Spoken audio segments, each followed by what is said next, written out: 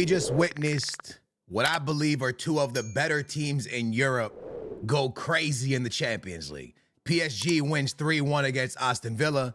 Barcelona destroys Dortmund and wins 4-0 at home, where I think that game might be done. I mean, even going to one of the better stadiums in Germany, in Europe, the noise is going to be crazy. I mean, you're not 5-0 in Barcelona. It's over. I think Barca's on to the next phase.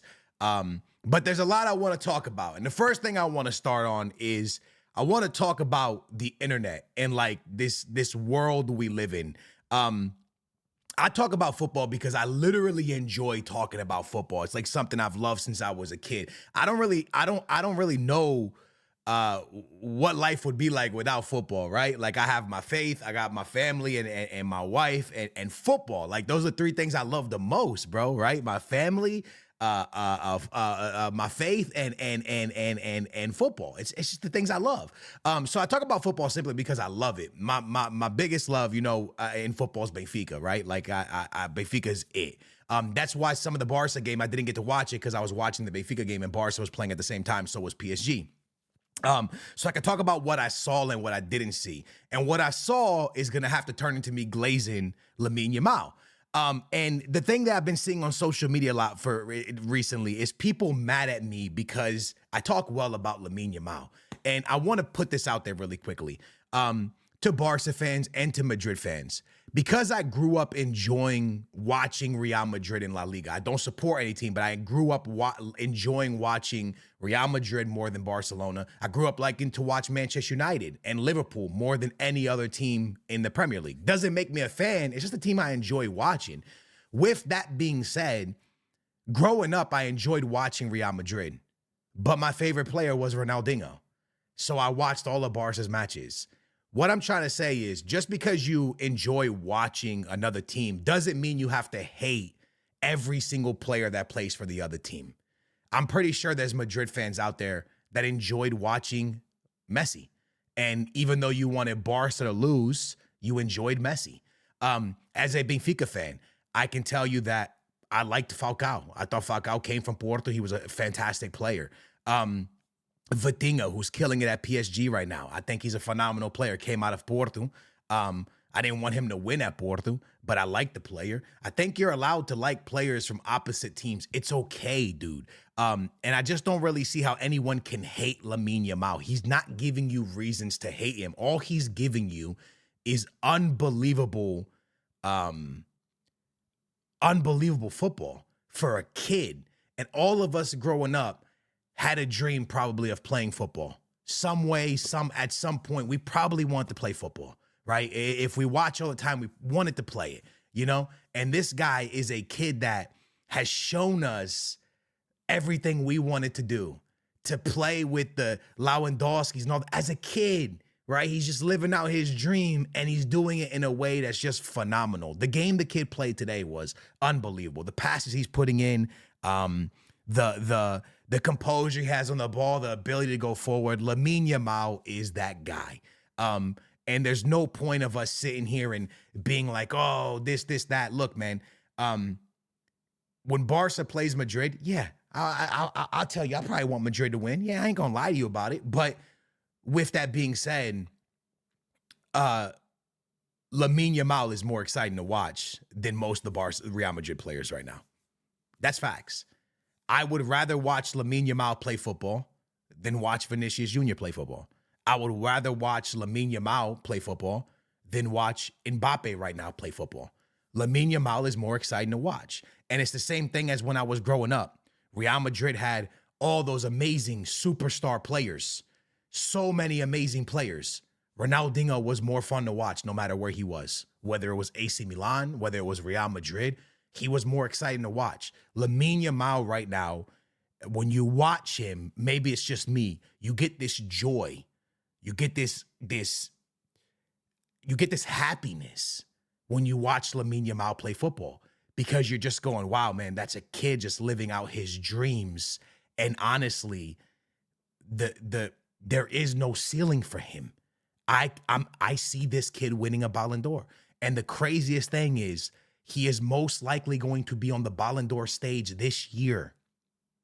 whether it's in the top 10, who knows? If they go on and win the Champions League, maybe even in the top 3, because he's giving us that.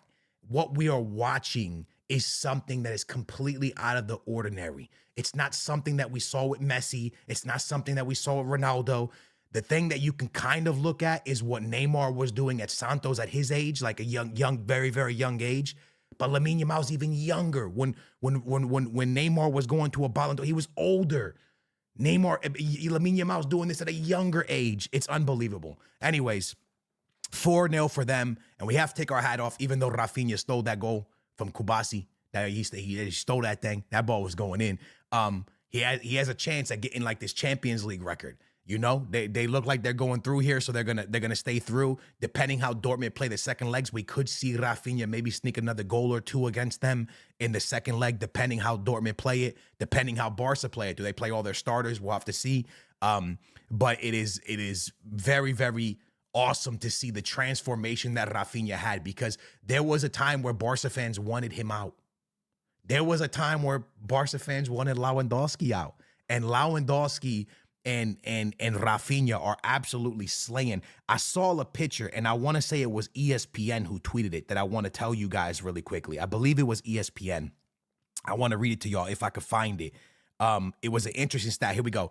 Rafinha, 12 goals. Lewandowski, 11 goals. Are the first pair of Barcelona teammates to score double figures in a Champions League season since Lionel Messi and Neymar in 2014, 2015. 10 each for them. 10 each for Messi and Neymar in the 14-15 campaign. Rafinha has 12 and Lewandowski has 11 already. Something to talk about. There's more games now in the Champions League with the league table, different layout. But that's an interesting stat for y'all to really think about. The 2 guys that a lot of Barca fans wanted out, and there's nothing wrong with saying that. I'm not pointing fingers saying Barca fans, you got it. Not saying that. The 2 that a lot of Barca fans have stepped up, and it's awesome to see the change that they've had at Barcelona, but the change that Flick has had at Barcelona. And by the way, I was a Xavi supporter. I thought Xavi was the right man for the job. Damn, was I wrong. But I'm a man. I can say when I'm wrong. There's no problem with it. Well, I say a lot of things in football that I say and it's wrong. You know what I mean? But lately, a lot of people are getting all of my clips from 2-3 years ago and sending them like, hey, Skills, you want to talk about how you said Arsenal couldn't knock out Real Madrid? Bro, that was 2 summers ago. You grabbing clips 2 summers ago with different Real Madrid team 2 summers ago. But that's just the way it goes, man. You say stuff on the internet, it sticks forever, and people try to troll you with it for the rest of your life. Anyways, let's switch real quick, because before we switch off Barca, I'm going to put this out there. I know these are not the odds. I think Barcelona are 95% favorites to win the Champions League. I think that. And you know what? I wish in the beginning of the season I would have predicted them to win the Champions League, because 2 seasons ago, or maybe last season, I predicted them to win the Champions League on my stream and everybody made fun of me. I wish I would have said it this year, because I would have looked like an absolute genius. But I've always thought this Barcelona team had potential. I've always thought it. Right? I always thought they had potential, but now it's hitting the potential. I didn't think it was going to be under Flick. It's unbelievable what they've done. But I think there's a 95% chance this team wins the Champions League. They're cooking, man. They're cooking at the right time. I want to switch real quick to another team that I think are highly favorites. Y'all are going to laugh at me for this, but I think PSG are a very scary team. And I know people are going to say, well, Skills, it's just Aston Villa. Aston Villa's having a great year. And not only that, their manager is very hard to knock out of European competitions. That guy is very good when it comes to knockout football. If you know, you know. All right? If you know, you know. He is a very good European knockout stage manager. And Luis Enrique and the job he's done with that team after losing a star like Mbappe and kind of losing everybody and rebuilding something. They have young kids playing incredible. Dembele, all this incredible. Vitinha and João Neves, amazing. I still can't believe they got João Neves for the money they got him for. It was a steal from Benfica. I wish Benfica would have got more from him. I love that kid. He was phenomenal at Benfica. But Vitinha, João Neves, their defense is not suffering too much. Their goalie's been insane this year. Donnarumma has completely, there was a year where I really talked down on Donnarumma. He's been incredible this year. They are a team that a lot of people are not going to talk about. But I'm telling you what, man, I'm telling you from the bottom of my heart, I truly believe that this PSG team needs to be talked about because they are scary. And here's the deal. This is what I'm seeing. I believe the bracket lies right now that the PSG winner will play the Madrid winner, right? So right now, as it stands, it would be Arsenal versus PSG if everything stays the same. And then you got Barcelona going to go up against the Inter or the Bayern. Now, I want to tell you the honest truth here. The honest truth is this. The Barca-Inter game, if that's what the game is, Bayern can still come back. If the game is Barca-Inter, I truly believe that that is going to be the hardest game for Barcelona in the entire Champions League, because they're going to go up against a defensive master class and a team that counters really well. They haven't really lined up against that. They didn't line up against that against Benfica. They didn't line up against that against Dortmund. They're not lining up against that. When you line up against a team that can defend this well and counter this well, that is a very scary thing. So if I'm being honest with you, I think Barcelona should want Bayern to go through. I know that sounds crazy, but I think Inter is more of a threat to Barcelona than Bayern is. I mean, than Inter is, because that the way they defend is crazy. And then on the other side, I know if Arsenal go through, a lot of people are going to think because they dogged Madrid that they'll easily dog. It's not going to work like that. Madrid is a team that a lot of us have seen them. They are very vulnerable this year. They are not a good football team at the moment. Their tactics are horrible. Everybody knows that. Everybody can see that. If you've watched Real Madrid this year, Ancelotti has those tactics all wrong. With that being said, this PSG team is very similar to what Arsenal are. Very similar. So that's another one where it's really up in the air, bro. I don't think Arsenal just walk over PSG, and I don't think PSG make it easy for Arsenal. I think they have a very good chance, bro. There's a massive chance that PSG makes the final. There's a massive chance Arsenal makes the final. And there's a slim chance that Real Madrid still survives. But I think people need to start putting a lot of respect on this PSG team, because this ain't the PSG team from the Mbappe, Messi, Suarez. This is a complete, Messi, Suarez. This is completely different. This is a different football team that plays as a unit and plays as a very good team. I think they're very scary. I think we need to put some respect on PSG. I think we need to put some respect on Arsenal and their performance they just did. And I definitely think that people really, really need to start understanding that this Barcelona team is serious.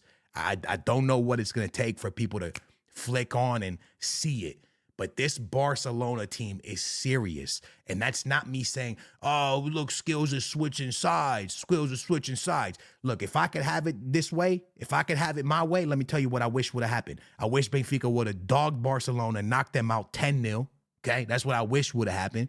You feel me? I wish Real Madrid would have beat Arsenal, and then Madrid would have lost to PSG, and then Benfica would have made the final and played PSG and somehow beat them. That's what I wish would have happened, okay?